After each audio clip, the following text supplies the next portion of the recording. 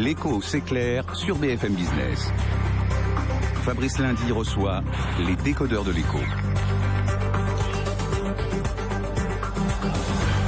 Oui, les décodeurs de l'écho ce soir, autour de l'hôtellerie à Paris. Non, c'est pas anecdotique, c'est un secteur qui pèse très très lourd, le tourisme en France et spécialement à Paris, avec notamment cette concurrence, cette course justement pour construire des établissements de luxe, rénover des grands établissements, et c'est le cas aujourd'hui du Lutetia qui va donc fermer 3 ans, donc à partir de ce lundi. On continue d'en parler avec Beïchou, elle est économiste chez Natixis, elle connaît bien évidemment la Chine. Denis Gancel, enseignant à Sciences Po, spécialiste des marques, président de W Compagnie. Jean-Yves Durance, vice-président de la Chambre de commerce et d'industrie de Paris Île-de-France. Il est aussi à la tête de Viparis, qui chapeaute les foires, les salons, les congrès à Paris.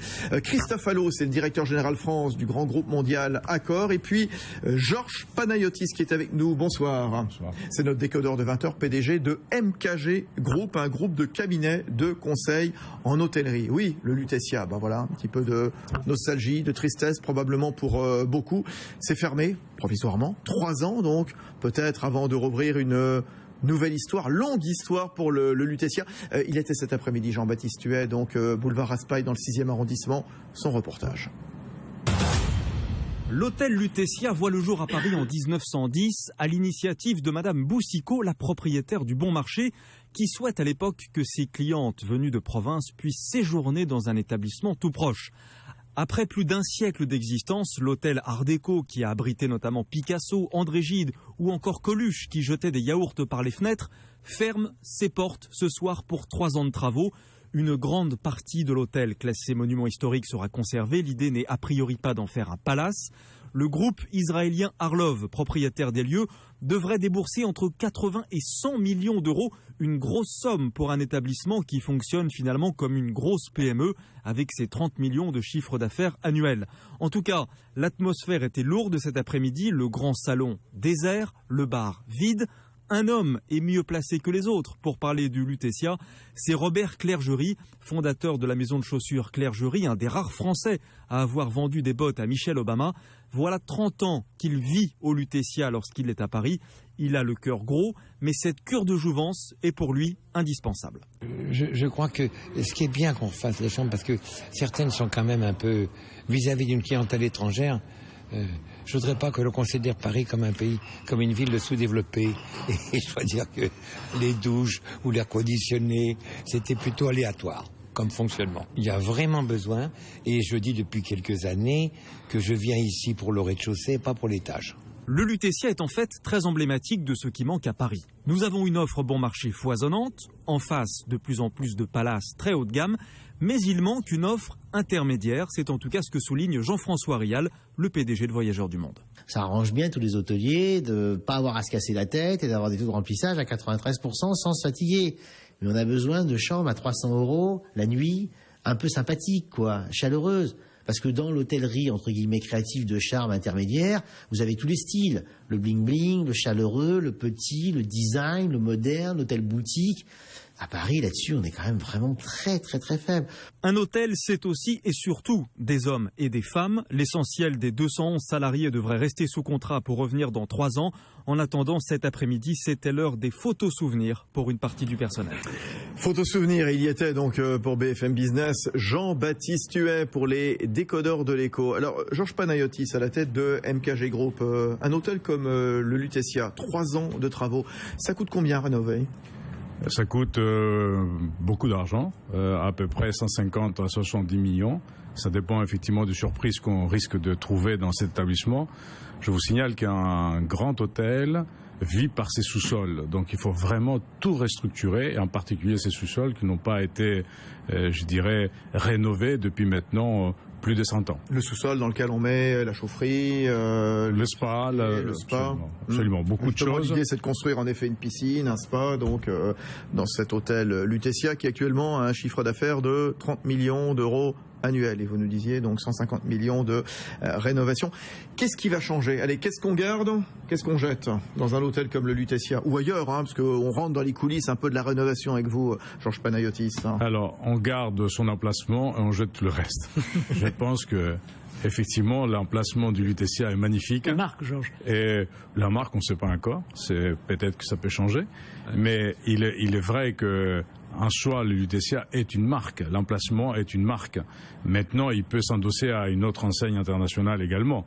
Ceci étant dit, je pense que cet hôtel qui ferme aujourd'hui, il faut avoir une petite pensée à tout le personnel qui est là, qui a porté cet établissement depuis des années, qui a fidélisé des grandes vedettes du cinéma, de la poésie, de la politique, qui les a servis tous les jours. Donc moi, je dirais un coup de chapeau à tout ce personnel que je connais la plupart et qui ont été effectivement formidables. Voilà. Il y a le Lutetia donc qui est en travaux, il y a le Crillon également, le Ritz, le Plaza Athénée.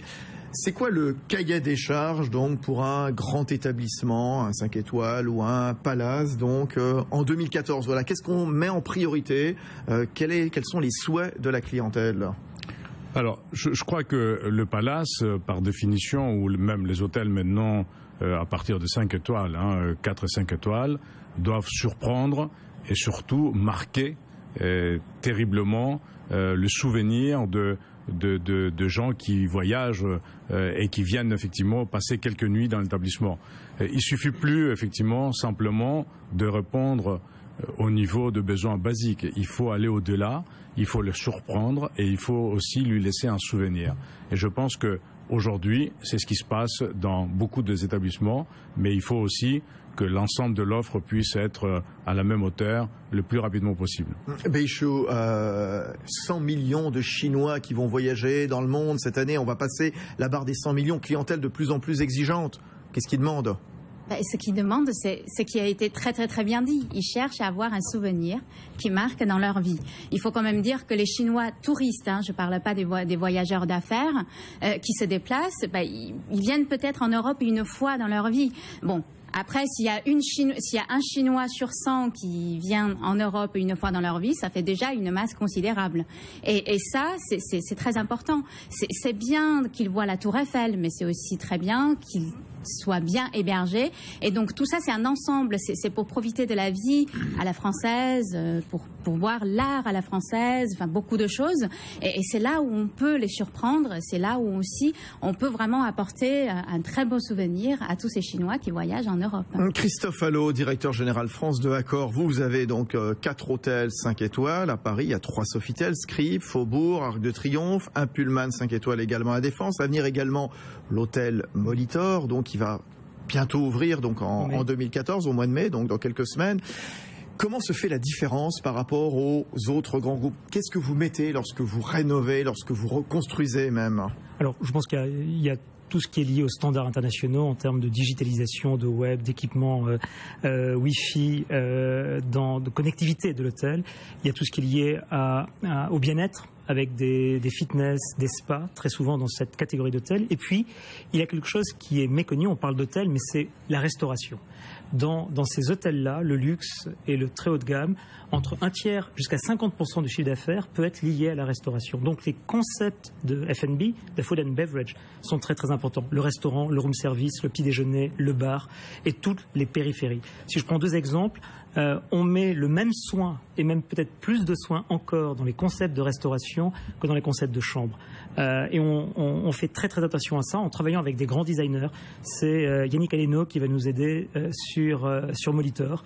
On a testé vendredi toute la carte. C'est Robbie Barr du groupe Gorgeous, un des plus grands concepteurs de concept restauration au monde, qui a réinventé le concept California de cette cuisine californienne au Pullman Tour Eiffel. Donc c'est très très important et c'est très important dans le coût également de rénovation, la restauration, les cuisines, les frigos, tout le back-office. Oui, Georges Panayotis, c'est important le côté restauration, ce que nous dit donc Christophe Allot, qui va s'attacher les services de Yannick Aleno. On voit au mandarin, c'est Thierry Marx. Il faut à chaque fois un grand nom, un grand chef qui campe dans un hôtel. Alors, pour le palace, il est tout à fait évident que vous ne pouvez pas faire le luxe si vous n'êtes pas effectivement excellent également au niveau de la restauration. D'ailleurs, la plupart de palaces, ils ont 3 macarons. Ceux qui ne l'ont pas, ils vont l'avoir, j'espère, bientôt. Mais c'est vrai que la compétition étant très dure, il faut être à armes égales. Maintenant, sur les autres restaurants, Je ne sais pas, ça dépend de la localisation. Si vous êtes en centre-ville, si vous êtes dans un quartier où il y a une pléthore de très bons restaurants, le problème ne se pose pas. Là, à l'occurrence, sur Molitor, il y a une clientèle, il n'y a pas beaucoup de restaurants, et je pense que la carte, le positionnement peut être très astucieux pour cet établissement-là. Donc pourquoi pas, effectivement, s'endosser d'un nom aussi prestigieux. Je connais Yannick Alano que je salue parce que c'est vrai que c'est un très grand professionnel et je suis sûr que le résultat sera parfait. Béchou et Denis Gancel. Si je peux me permettre, tout ce qu'on a dit, c'est pour dire, voilà, en fait, on est face à une clientèle qui est extrêmement sensible aux nouveautés. C'est une clientèle qui aime bien être surprise. Alors, déjà, cette clientèle, elle est constituée comme ça. Et puis après, si je peux me permettre de ramener ça à la culture asiatique, à la clientèle chinoise, et cette clientèle, vraiment dans le secteur de luxe, dans le secteur un peu de haut de gamme, elle est encore plus sensible aux nouveautés. Et donc, l'innovation, c'est vraiment quelque chose qui compte. Comment on peut les surprendre? Comment on peut apporter une expérience différente? Ça, pour moi, c'est un paramètre qui est primordial. Denis Gancel, W Compagnie. Oui, moi j'ai beaucoup aimé que M. Panagiotis rende hommage au personnel de Lutetia. Parce que je trouve que, on l'a dit, l'hôtellerie, c'est des innovations, c'est de l'immobilier, ce sont des moyens financiers considérables, mais c'est avant tout people business, c'est-à-dire c'est un métier de service. Et je vais vous raconter, si vous me permettez, une petite expérience personnelle. Moi, j'ai accompagné la ville de Biarritz pendant plus de 10 ans, au moment où l'hôtel du Palais était fermé 7 mois sur 12. En fait, il y avait un accueil touristique extrêmement difficile. Et donc, j'avais été appelé par le maire de Biarritz, qui n'est plus maire aujourd'hui, c'est pour ça que je peux raconter cette histoire, et il voulait redorer cette ville. Et le taxi venant me chercher à l'aéroport, il me dit, avec mon accent parisien, il me dit, vous venez d'où? Je lui dis de Paris, et je viens voir le maire. Et il me dit dans son taxi Mercedes noir, dont j'ai relevé la plaque, et il me dit on n'aime pas les touristes et les visiteurs ici. Vous pouvez le dire au maire de Biarritz. Alors j'ai eu mon introduction toute trouvée auprès du maire de Biarritz en disant monsieur, vous faites des choses remarquables, vous allez sauver le casino municipal, vous allez réhabiliter, etc. Vous allez faire du dur, vous allez innover, ça va être remarquable. Il y a juste un petit problème, c'est qu'on n'est pas les bienvenus dans votre ville. Et on a fait pendant plus de 10 ans un travail qui s'est appelé À bras ouverts, qui était un travail pas à pas, de faire en sorte de retrouver ses capacités d'accueil. Et on oublie aussi que l'hôtellerie, il y a un très joli nom en anglais, c'est l'hospitality. L'hospitalité, et j'ai eu l'occasion dans un certain nombre de groupes d'hôteliers d'entendre par exemple le rappel des règles d'hospitalité bénédictine. Et quand les règles d'hospitalité bénédictine, c'est qu'on accueille tout l'homme, chaque homme, tout homme. Voilà. Alors je vous développe pas ces trois éléments, mais tout l'homme, c'est dans l'intégralité de ce qu'il est, à la fois ses capacités physiques, mais aussi ses capacités spirituelles et affectives. On accueille tout homme, on choisit pas. Voilà. Et chaque homme, c'est-à-dire l'esprit de personnalisation. Voilà. Ces 3 règles, je trouve que c'est intéressant parce qu'on en parle peu dans l'hôtellerie. On parle peu de ce qui fait que finalement on va descendre au Lutetia parce qu'on connaît Monsieur Alain. Et Monsieur Alain, il existe en plus au Lutetia. Il se trouve que moi je vais au Lutetia et j'allais au Lutetia parce qu'il y avait Monsieur Alain et il m'appelait par mon prénom et il m'accueille depuis des années. Voilà. Monsieur Alain, ça fait partie. C'est le maître de rang, c'est le chef de rang, du restaurant du Lutetia. Jean-Yves Durance. Qu'est-ce qu'on peut faire de plus en matière d'attractivité? Vous l'avez un petit peu abordé tout à l'heure en question de transport également. Qu'est-ce qu'il faut? Alors d'abord, je rejoins tout à fait ce qui vient d'être dit. Le problème de service est un vrai problème. Le président de la République a décidé de faire du tourisme une cause nationale, la première cause nationale. C'est bien que ça soit au Quai d'Orsay maintenant, le tourisme? Il est partagé. Le commerce extérieur. Très bien. Oui, le commerce extérieur est au Quai d'Orsay.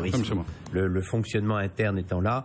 Mais il se trouve que j'ai discuté ce matin avec des fonctionnaires du ministère des Affaires étrangères. Je pense que ça va donner une impulsion tout à fait nouvelle et que si notre service diplomatique, dont je rappelle quand même qu'il est le 2e par la taille au monde, se met au service de la promotion de la France, aussi bien d'ailleurs pour le tourisme d'affaires que pour le tourisme normal, ce sera très bien.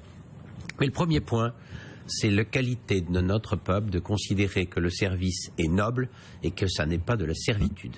Et on a à faire une cause nationale simplement pour réconcilier l'ensemble des Français avec les métiers du tourisme. Parce que derrière ça, c'est le choix des métiers. Donc il nous faut des gens, je dirais, de très bonne qualité, pas forcément très diplômés, mais qui vraiment par leur qualité personnelle, par leur nature, par leur envie, acceptent de se mettre au service des autres. Christophe Allot, accord. Un point aussi important, je crois, c'est pour développer tout ça, dire la vérité et dire que c'est l'un des premiers, le tourisme, l'un des premiers contributeurs au PIB. Bien sûr. 7%. C'est devant l'agriculture, devant l'énergie, devant l'industrie automobile. C'est avec le bâtiment, on est premier au numéro 2. C'est 1 million d'emplois qui sont... Et à Paris, pas 40 000 emplois directs, exactement. bien sûr. Ouais. Et on fait les emplois indirects autour. Donc c'est quelque chose qui est tout à fait important. Juste une question, et puis après on va se retrouver dans un instant. Je voudrais qu'on re-entendre Robert Clergerie, l'un des piliers de l'hôtel Lutetia. Question d'actualité, puisqu'il est question, vous savez, que de réfléchir sur la force ou la faiblesse, plutôt la force de l'euro. Notamment le président de la Banque Centrale Européenne s'en est emparé de ce dossier. C'est Hervé qui nous demande est-ce que la valeur de l'euro est ou pas sans influence sur la présence des touristes en France. Tiens, allez-y, Georges Panayotis. Absolument, c'est très lié parce que pour certaines clientèles, par exemple la clientèle américaine aujourd'hui est défavorisée par rapport à l'euro, puisque le dollar coûte pas très cher, si vous voulez, et donc ça favorise plutôt l'export des Européens vers les États-Unis. Ça ne favorise pas. Ceci étant dit, on a de la chance parce qu'avec la mondialisation, il y a de nouvelles clientèles. Et puis c'est vrai qu'avec l'Europe, les frontières n'étant plus là, nous avons une clientèle domestique plus importante. Donc la mondialisation, les briques, la clientèle européenne, la clientèle nationale bien sûr, ça fait que l'hôtellerie se porte pas mal au niveau de l'Europe et aussi au niveau de la France. La présence des Américains, moindre de combien? Elle est moindre aujourd'hui parce qu'elle a été remplacée, comme je vous disais, au niveau international par toutes les autres clientèles qui ont accédé à ce pouvoir d'achat magnifique qui est apporté par la mondialisation. Mais il est clair que nous avons un gisement parce que les Américains tiennent beaucoup à la vieille Europe et ils tiennent beaucoup aussi à Paris. Et donc je pense que si l'euro redevient environ à 20-25, ça peut être pas mauvais pour notre industrie. On va encore attendre un petit peu. Restez avec nous, donc les décodeurs de l'écho reviennent dans un instant sur BFM Business.